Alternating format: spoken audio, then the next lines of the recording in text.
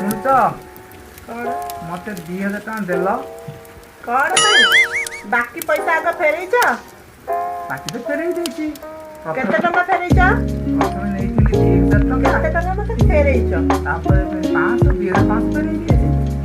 ପ୍ରଥମେ ନେଲ ତମେ ମୋଠୁ 2000 ଟଙ୍କା, ତାପରେ ନେଲ 500 ଟଙ୍କା ହେଲା।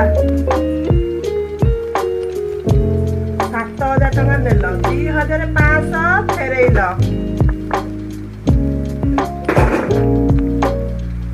ଆଉ 4500 ଫେରାଅ, ତାପରେ ବାକି ମାଗିବ, ନହେଲେ ଭୁଲରେ ବି ସ୍ତ୍ରୀଠୁ ବାକି ନେବାକୁ ଭୁଲିଯିବ।